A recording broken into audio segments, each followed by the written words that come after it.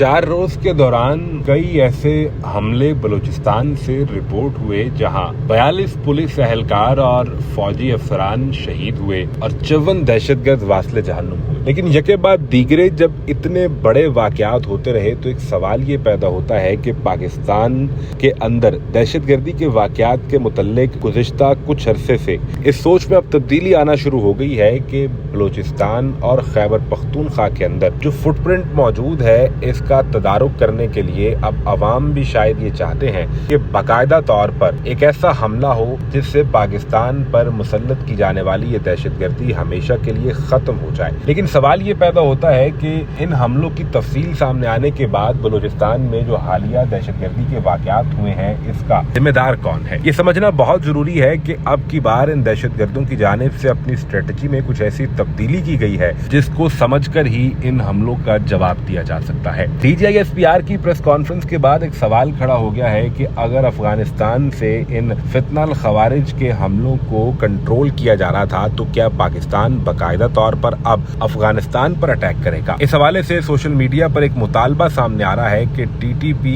बलोचों की मदद कर रही है। पहले बलोचों की मदद जो BLA के साथ शामिल हो रहे थे इन्हें सपोर्ट भारत से मिल रही थी, लेकिन अब तहरीक तालिबान पाकिस्तान जो कलदम तहरीक है अफगानिस्तान से ऑपरेट करती है ये भी BLA को सपोर्ट करने लगी है, जिस पर सहाफी मुमताज भट्टी ने लिखा कि जाहिर है कि अब ये सुनकर बात पुरानी हो गई कि इसके पीछे इंडिया है तो फिर इंडिया को भी मारो, किसने रोका है। यानी अवामी सतह पर अब ये मुतालबा सामने आ रहा है कि अगर अफगानिस्तान की सरजमीन से अटैक हो रहा है तो फिर अफगानिस्तान पर अटैक करें और इन्हें सबक सिखा दें, क्योंकि पाकिस्तान भारत को एक सबक मई 2025 में सिखा चुका है और अगर इसमें भारत मुलव्वस है तो भारत पर भी खुलकर अटैक हो और दहशतगर्दी की लानत से पाकिस्तानियों की जान छुड़वाई जाए। भारत और अफगानिस्तान दोनों मुख्तलिफ जगह पर फितनल खवारिज और BLA को सपोर्ट करते रहे हैं, जिसके सबूत पाकिस्तान आलमी सतह पर भी प्रेजेंट कर चुका है और अब DGISPR की प्रेस कॉन्फ्रेंस के बाद ये मुतालबा बढ़ने लगा है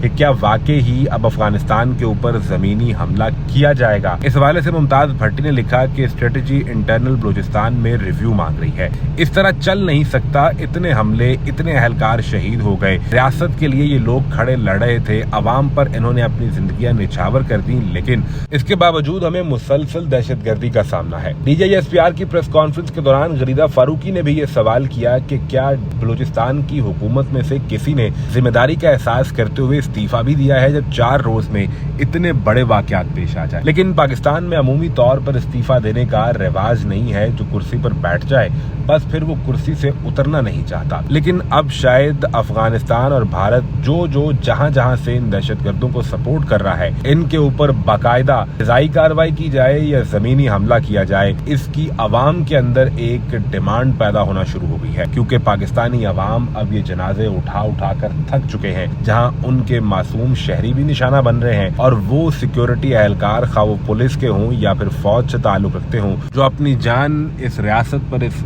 मुल्क पर कुर्बान कर देते हैं, वो भी ये हक मांगते हैं कि उनके जाने के बाद कम से कम ये मुल्क दहशतगर्दी की लानत से पाक हो जाए।